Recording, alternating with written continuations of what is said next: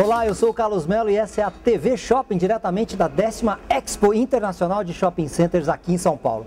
Nós vamos conversar agora com Paulo Malzoni Filho. Oi, Paulo, tudo bem? Tudo ótimo. Bem-vindo à TV Shopping. Obrigado, um prazer estar aqui. Obrigado, o prazer é nosso. Malzoni é um sinônimo de shopping center, é um sinônimo de atividade dentro da área de shopping center, é isso mesmo? É um sinônimo de atividade em vários negócios, né? Vários negócios. O Malzoni já chegou a trabalhar em banco, chegou a trabalhar na área de café, depois a gente teve uma longa fase na área de varejo, né? A gente teve a Sears, a Dealers, uma série de marcas, Ultralar, uma série de marcas do varejo nacional.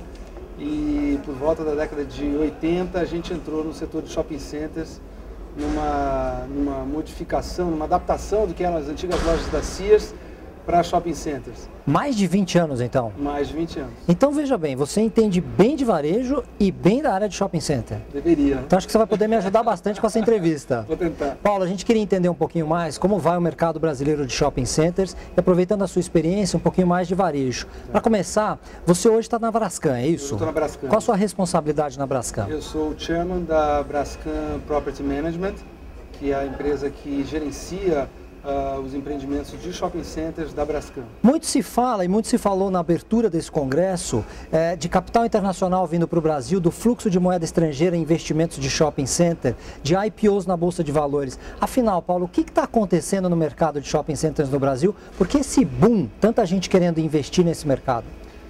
Eu acho que a gente cresceu no mercado brasileiro numa situação muito atípica e muito embasada no empreendedorismo dos grupos que tinham vontade de desenvolver seus empreendimentos. Foi muito por isso, porque as condições tanto macroeconômicas como políticas nunca foram muito favoráveis ao desenvolvimento do setor no Brasil.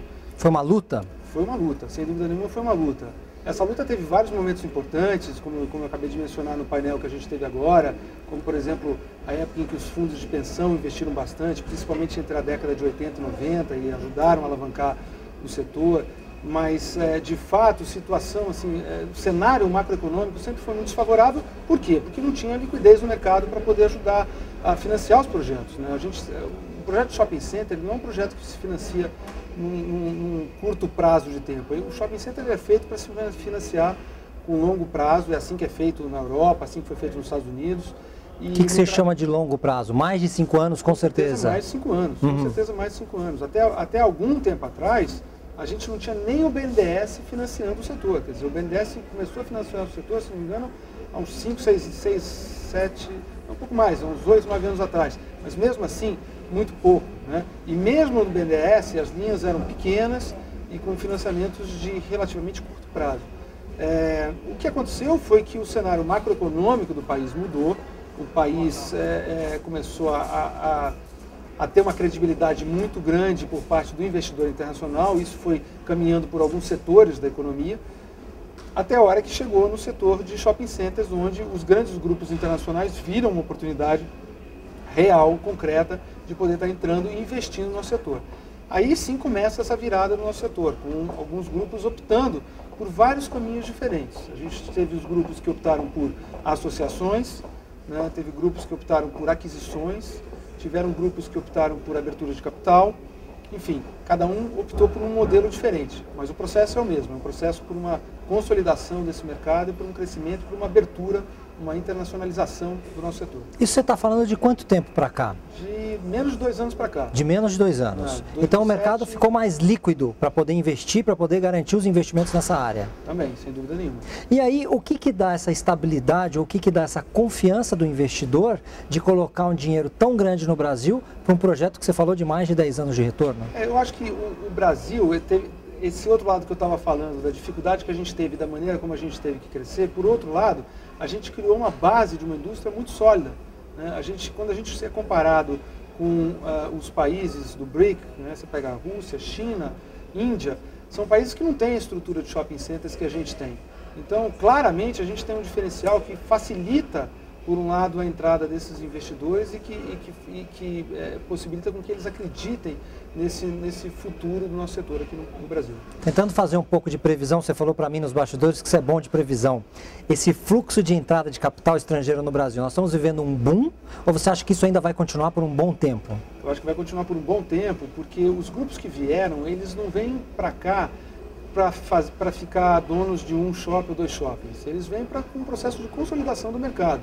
Né? É assim que aconteceu nos Estados Unidos. Só para ter uma ideia, a gente tem os 10 maiores grupos de shopping center nos Estados Unidos, são donos de mais de 60% da área bruta locável americana de shopping centers. Aqui, você pegar os 10 maiores, a gente não chega a 20%. Então esses grupos vieram para cá com a intenção de crescer, não com a intenção de aproveitar um momento e investir. Eles vieram de fato para investir no futuro. E por isso que não tinham vindo antes, porque não tinha esse cenário que possibilitasse uma visão de longo prazo. Ou seja, a oportunidade está aí, existe, é isso? Está nascendo, na minha opinião. Nós estamos só começando. Se a gente está só começando, eu vou de novo abusar da sua capacidade de prever o futuro e falar um pouquinho de tendências. A gente estava conversando anteriormente sobre o novo conceito de mix mall ou de mix centers. As pessoas começam a investir agora, grandes empreendimentos, em centros conjugados, não só de shopping centers, centros de compra, lazer, entretenimento, moradia e escritórios também. Isso é, para as grandes metrópoles, problemas de trânsito e segurança, ou você acha que isso é uma tendência que vai dominar o mercado de shopping centers? Eu acho que não é uma questão, você falou da gente prever o futuro, né? Eu acho que a gente não, pelo menos da maneira como eu vejo, a gente não tem muito que prever o futuro, a gente tem que trabalhar para fazer o futuro. Né? E se você olhar como esses empreendimentos surgiram, eles surgiram por necessidades que vão aparecendo nos mercados e oportunidades que vão surgindo para você desenvolver produtos novos e que você está, na verdade, desenvolvendo o futuro com isso. Né? A própria Brascan, quando fez o Brascan Century Plaza, que é ali que as pessoas chamam de Kinoplex. No Itaim, em São Paulo, é isso? Aqui em São Paulo, exatamente. Aquilo foi um projeto que durante muito tempo, aquilo era uma fábrica da Copenhagen. E durante muito tempo, os empreendedores de shoppings olhavam aquele terreno, era um terreno muito bem localizado, mas a gente não conseguia visualizar como viabilizar um empreendimento de shopping center ali. Ele não era perfeito para ser só um shopping center. Aí veio a Brascan na época e teve a criatividade de falar, olha, de repente não é perfeito para se fazer um shopping center, mas por que a gente não faz uma torre aqui de escritório, uma torre de residencial, a gente coloca umas lojas embaixo? Na verdade, é um mixed use, né, project, com tudo ali. Você tem a integração completa, desde hotel, a área residencial, a área comercial e shopping center, tudo integrado no meio do Itaim. Esse foi o primeiro projeto mix no Brasil, você acha, em São Paulo? É um dos primeiros, talvez alguém vai se lembrar de outro anterior. Para mim, esse é um dos primeiros que eu me lembro. E como é que foi o resultado? O resultado é excepcional. Excepcional. Excelente, sem dúvida. Quer dizer, o público estava pedindo isso? O público estava pedindo. A gente não tenta inventar muita coisa, a gente cria dentro do que a gente percebe que o mercado precisa. Paulo Malzone Filho, muito obrigado pelo seu tempo e obrigado por essa entrevista aqui no TV Shopping. O prazer foi todo meu. Até a próxima.